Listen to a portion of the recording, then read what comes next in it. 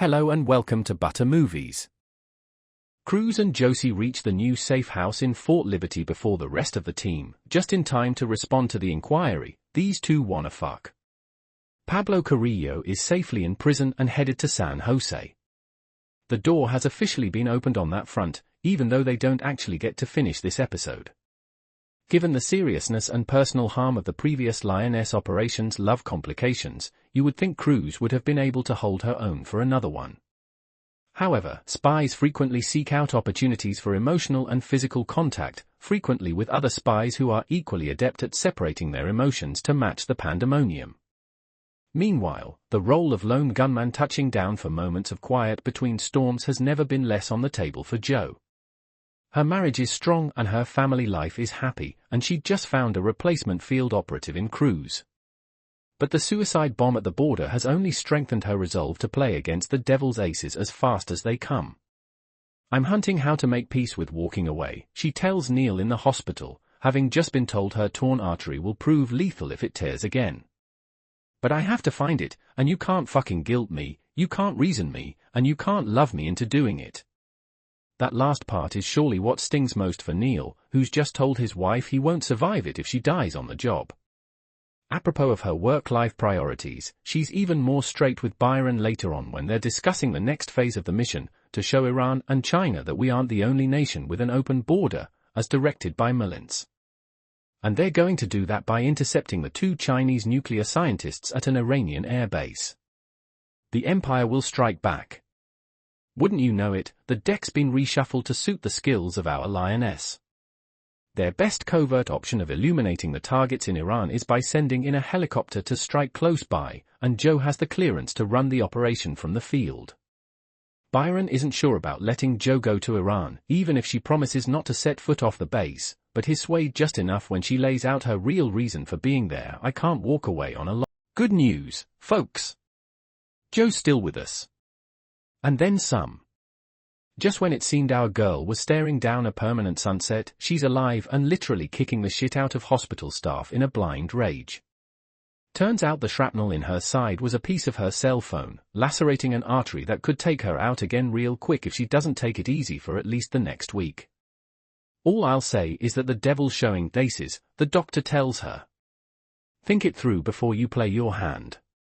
Love when Sheridan gets a little cowboy lyric in via some side character you'll never see again. Anyway, Joe's response to this omen is about as cautious as you'd expect, and it bodes ill for the rest of the Lioness crew, who find themselves in a sinister game of international speed poker with no option but to play the cards you've got against the devil's aces. The season's penultimate episode opens with a heavy stew of a monologue from Mullins, who shows up at Byron's house for a quick rundown of the situation at hand, a little too conspicuously for the audience's sake, but it certainly helps in the season's final innings. As the situation stands, they think the suicide bomber at the border was a proxy at the behest of Chinese intelligence and served two purposes: 1, to continue destabilizing the border to influence the election, and 2, to shift U.S. intelligence focus stateside to obfuscate the two Chinese nuclear scientists stationed in Turkey, with plans to transport into Tehran soon. Mullins clears the runway for his monologue with the age-old question, "Where were you on the 9th of November?" Then he proceeds with a cross-section of spitting straight facts and spewing garbage anyone who watches this show will come to expect, regardless of political leanings. According to Mullins, George W. Bush, never named in the show, but essentially referenced as the 43rd president who kinda stole the election, answered America's call to rise as a true. Lioness Season 2, Episode 6, 2381 is the episode that brings the Paramount Plus show to a tipping point. It's the one that throws all the cards on the table, including another potential cast change. However, it's also the episode that most highlights the pacing issue that Season 2 has dealt with from the start. Is almost entirely focused on cleaning up the damage after the cliffhanger that ended Lioness Season 2, Episode 5, Shatter the Moon. People count their losses, yell at one another over who's responsible, and decide what to do next. There's a big reveal about DEA agent Gutierrez that keeps the tension level high, but mostly this episode feels like clearing the deck so that the series can do something with the last two installments of the season. The return of Cruz Manuelos has proven to be the best part of Lioness. Since her reappearance in Season 2, Episode 4, 500 Children, Cruz has been at the center of some of the most memorable scenes and helped to push the story arc forward in new and interesting ways. She's challenged Joe and been instrumental in helping her replacement Josie Carrillo. In episode 6, Cruz intervenes when Josie's father Pablo Carrillo assaults her after learning why Josie is at his home. Her sweeping in and holding Pablo at gunpoint is a memorable moment not just for her, but in that it's the kicker of a sequence in which the whole team takes over the place. This very violent turn of events includes killing Pablo's security team and finding out that his maid Atsi is wearing a wire. Under pressure from two cops, Atsi reveals that she's working for Gutierrez. This is a not entirely unexpected plot twist that gives everyone something else to do. It does, however, stall the Carrillo storyline in its tracks. Episode 6 ends with Pablo and Josie just staring at one another from across a room. The whole momentum in this part of the story comes from Cruz taking charge, whether it's physically or giving Josie important advice. It's enough to make audiences wonder why Season 2 didn't just come up with some reason to keep Cruz as its lioness. The character may not have wanted to come back into the program, but she's certainly proving her value over again. And the same goes for actor Laisla de Oliveira, who slid right back in as if she never left. Shatter the Moon includes the long-awaited scene in which Josie makes contact with her family, or not her uncle, but her mother and father. It's the part audiences have been thinking about since the Lioness Season 2 premiere, and the reason it works is Cruz being there. Her calming Josie down before they arrive and her reactions to what gets said at the dinner table are memorable moments that also remind audiences that it isn't easy or even fun to be a lioness. From the season premiere, the character of Joe has been incredibly aggressive in knowing what she wants and expecting to get it, without much care for anyone else's situation or their feelings. The scenes involving Joe's children and her husband Neil have been the only ones to prove that Joe is capable of warmth and compassion. In Season 2, Episode 5, that changes because Joe is one of the people most affected by seeing the endangered children. Zoe Saldaña has a great scene in which Joe, struggling with a few tears, calls back to CIA headquarters and argues that they should be allowed to rescue the kids. This prompts a brief, but intense argument with her boss.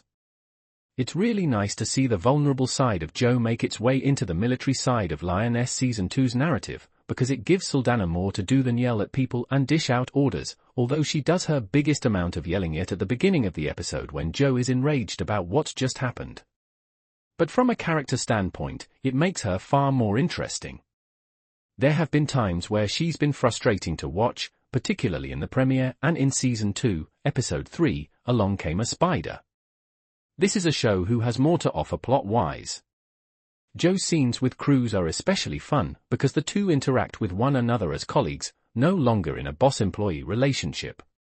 It's Cruz who comes up with the idea of offering Josie's father a deal and gets Zoe on board with doing so, although based on Josie's reaction to the slurs he utters during his dinner table monologue, she may no longer think her father is worth saving. But that's Cruz's idea, and she has some good advice for both Josie and Joe. And Joe's willingness to listen to her is that more human side of the character. For a show with plenty of military drama, Lioness has been fairly slow-paced. Just as in Episode 4, there's more screen time devoted to the planning and discussion around a mission than the actual execution. It's not until the final 10 minutes or so of Shatter the Moon that fans are finally able to see the rescue operation that's been talked about the whole time. Fans of military TV shows will find this boring, particularly since the need for the mission to be a night strike also means that the audience can't see anything for periods of time. Viewers have to rely on what they can hear, and the regular cuts back to Tucker's perspective. And just like in Episode 4, Sheridan relies on a last-moment plot twist to get viewers coming back again. This time, it's the revelation of a suicide bomber who blows himself up to stop the team's assault on the smugglers, presumably killing quite a few people. It's so shocking that it feels almost too random. But it's indicative of the big problem in this episode, and Lioness Season 2 as a whole. The show spent the entire first half of its season planning to infiltrate the Los Tigres cartel. Josie literally just gets in the door of her home in Episode 5. With only 3 episodes left, how is Sheridan going to play out an entire operation in a way that satisfies viewers? Or is he not going to, and the story will pull the audience in another direction, which might be exciting, but will make viewers feel like they didn't need to spend all that time watching Josie prepare for something that didn't happen. Episode 5 gets to the point Lioness needed to hit, but it's the performances by the actors, not the plot, that carries the hour. The satisfaction comes from watching what its 3 stars do and how they give their characters more color.